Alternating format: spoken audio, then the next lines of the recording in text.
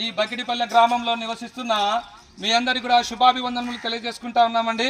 మేమందరం కూడా ఎంతో దూరం నుంచి ప్రయాణం చేసి మీ యొక్క గ్రామానికి యేసుప్రభు వారి యొక్క మంచి శుభవర్తమానాన్ని మేము తీసుకొని వచ్చినాం. మీరందరూ కొన్ని నిమిషాలు దేవుని మాటలు విని దేవుడిచ్చే దేవుని ఆశీర్వాదం పొందాలని ప్రేమతో మిమ్మల్ని ఆహ్వానిస్తూ ఉన్నాం. మేము ఇప్పుడు పైకెత్తి మీకు చూపిస్తున్నటువంటి ఈ పుస్తకం పేరు బైబిల్ అంటారండి. అద్భుతమైనటువంటి గ్రంథం. ఈ గ్రంథంలో ప్రపంచ జ్ఞాని అయినటువంటి సొలొమోను అనేటటువంటి ఒక రాజు ఉన్నాడండి. ఆ గొప్ప రాజు ఒక మాట రాసినాడు. ఏంటి ఆ మాట అంటే, దేవుడు మానవుణ్ణి యథార్థవంతులుగా సృష్టించినాడు అనే మాట రాయబడి ఉంది. అవునండి, దేవుడు మనల్ని అందరినీ కూడా యథార్థవంతులుగా నీతిపరులుగా దేవుడు మనల్ని సృష్టించినాడు. అయితే ఈ దినాన మానవుడు యథార్థవంతంగా జీవించలేకపోతా ఉన్నాడు. దీనికి కారణం మానవుల్లో పాపం ప్రవేశించింది. దేవుని వాక్యం చెప్తా ఉంది, ఒక మనుషుని ద్వారా పాపము ద్వారా మరణము లోకములకు ఎలాగ ప్రవేశించనో అలాగనే మనుషులందరూ కూడా పాపం చేయటం వలన మరణం అందరికీ సంప్రాప్తమైందని పరిశుద్ధ గ్రంథమైన బైబిల్లో రాయబడింది. కనుక ఈ పాపాన్ని బట్టి మానవుడిని నెమ్మది లేక జీవిస్తూ ఉన్నాడు. ఈ పాపం మానవుడిని ఏలుబడి చేస్తూ ఉంది. మానవుడు ఉదయకాలం నుంచి లేచినప్పటి నుంచి పాపంలో జీవిస్తున్నాడు, పాపంలో సుఖిస్తున్నాడు, పాపంలో మరణిస్తున్నాడు. దేవుని వాక్యం చెప్తా ఉంది, పాపం వలన వచ్చు జీతము మరణము, నిత్య నరకం, అగ్నిగుండం, పాతాళం.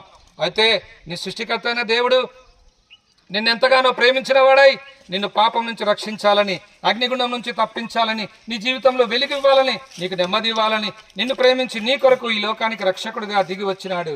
ఆయన యేసుక్రీస్తు ప్రభుల వారు. మీరు వింటారు కదా, వజ్రాన్ని వజ్రంతోనే కొయ్యాలా. మానవుని పాపం తీసివేయబడాలంటే ఒక మానవునిగానే ఈ లోకంలోకి రావాలా. దేవుడుగా వస్తే లోకంలో ఎవరు మనం చూసి బతకలేమండి. అందుకే దేవాది దేవుడు మానవ రూపం ధరించి ఈ లోకానికి రక్షకుడుగా ఆయన దిగి వచ్చినాడు. ఈ లోకంలో పవిత్రంగా జీవించినాడు, ఎలాంటి పాపం లేకుండా జీవించినాడు. యేసు ప్రభు దగ్గరికి అనేక మంది రోగాలు పట్టిన వాళ్ళని తీసుకొని వచ్చితే యేసు ప్రభు కుంటివారికి కాలు ఇచ్చినాడు, గుడ్డివారికి చూపించినాడు, మూగవారికి మాటలు ఇచ్చినాడు, చనిపోయిన వారిని తిరిగి లేపినాడు, నీళ్లను ద్రాక్షారసంగా మార్చినాడు, నీళ్ళ మీద నడిచినాడు, గాలి తుఫానులు గద్దించగానే అవి ఆగిపోయినాయి. అంత గొప్ప దేవుడు అండి. అయితే నిన్ను నన్ను ప్రేమించిన వాడై నీ నా పాపములు సిలువ మ్రాను మీద మోసినాడండి.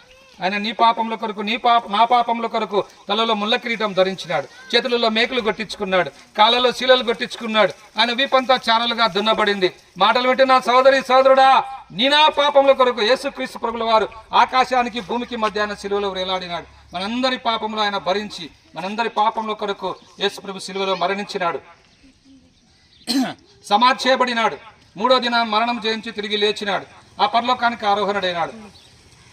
ఈ మాటలు వింటున్న సోదరుడా, ఉదయకాల సమయంలో యేసు ప్రభుల వారు నిన్ను ప్రేమిస్తూ ఉన్నాడు, నేను పిలుస్తూ ఉన్నాడు. నువ్వెంత ఘోర పాపివైనా సరే ఆయన చెంతకు యేసు ప్రభు, నేను పాపిని, నన్ను క్షమించు, నీ రక్తంతో నా పాపం కడుగునక చిన్న ప్రార్థన చేసుకుంటే చాలు. యేసు రక్తం ప్రతి పాపం నుంచి నిన్ను కడుగుతుంది, పవిత్రులుగా చేస్తుంది, నీ హృదయం శుద్ధి కాబడుతుంది, నువ్వు పరలోక రాజ్యం చూడగలవు. ఇది మాకు కాదులే, వేరే వాళ్ళకులే, మాకు సంబంధించింది కాదులే, మాకు అవసరం లేదులే అని నువ్వు అనుకోవద్దు. యేసుక్రీస్తు అందరికీ ప్రభు. కనుక ఉదయకాల సమయంలో నువ్వు ఇది గ్రహించు.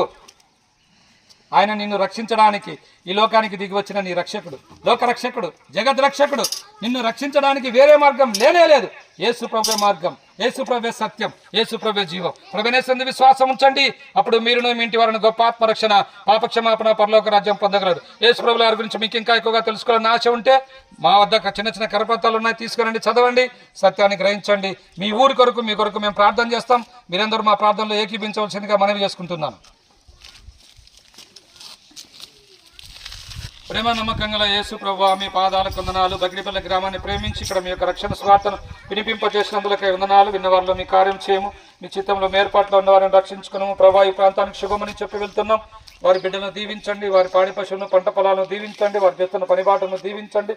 ఈ యొక్క గ్రామానికి, యొక్క ప్రజలకు శుభమని చెప్పి వెళ్తున్నాం. దేవా, మీరే కార్యం జరిగించి మీరే మహిమ పొందవలసిందిగా యేసు ప్రభు నామమున స్తుతించి ప్రార్థించి అడిగి వేడుకుంటున్నాం మా తండ్రి. ఆమేన్.